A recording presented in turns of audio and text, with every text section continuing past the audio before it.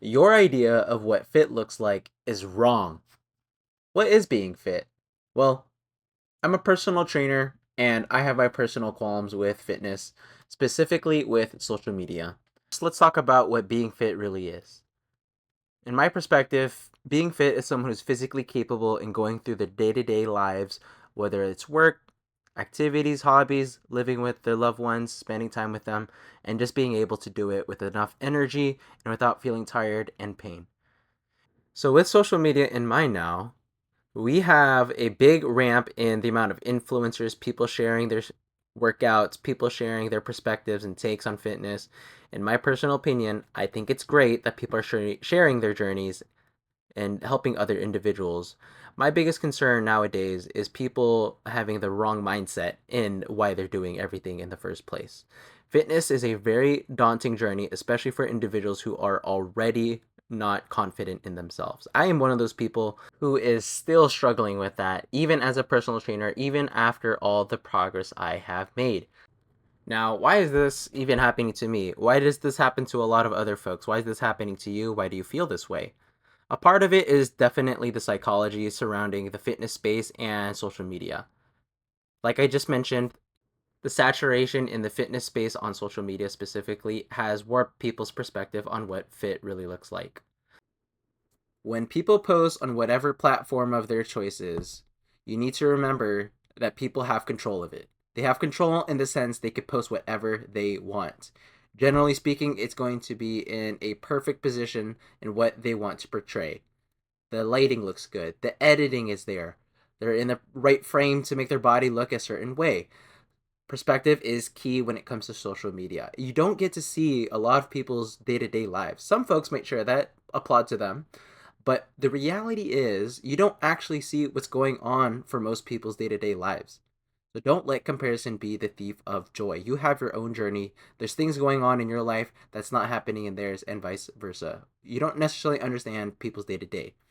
For example, let's say we have Susan, a single mom who works two jobs and has two kids. Let's say Susan's overweight and she just wants to lose some weight. That's it. Pretty simple, pretty straightforward. But with Susan's perspective, it's feeling like she's in an uphill battle, and rightfully so. She's working two jobs, she has less time, she has more obligations, and is potentially financially impacted because she has to work two jobs with those kids. Now, unfortunately for Susan, the rules of the game do not change. Though, you still can have a good approach and still hit your goals. It doesn't have to be perfect, and it doesn't need to replicate what exactly other people are doing. In order for Susan to hit her fitness goals, she might have to have a different approach from other people. Her days, the amount of time she has to work out might not be the same as individuals. She might not have the time to go work out for 2 hours. Susan can come in and work out 30 minutes, maybe 45 minutes at most, and get a good workout in. Maybe just 2 to 3 times a week, and then focus on other small habits that are attributing to those little wins. So that's just one quick example of how people's lives are so different and how the time they have may be different. The rules, of course, stay the same, but the opportunity, you still have to take it. You just might not be in the same progression timeline as other people, and that's the reality. But you do have to just realize that and do what you're doing and consistently show up. And know that there's no one size that fits all. To put it simply, I would say that comparison is the thief of joy. One thing you need to realize is that individuals who share a lot on social media are quite literally getting paid. It's their job to post about their bodies, potentially share a brand, and just show what they do for their fitness. It's a part of what they do for their living, and that's fine. So one thing you need to realize too is your expectations for yourself, the time you have in your day is going to be different from theirs. They get to spend a lot more time. I get to spend a lot more time. I'm privileged in the sense that I'm a personal trainer. So I do have some luxury in the sense that I'm already active. Some people might work a desk job. They have to be at work all the time. They might have a family. You have demanding work hours. You have a demanding financial situation.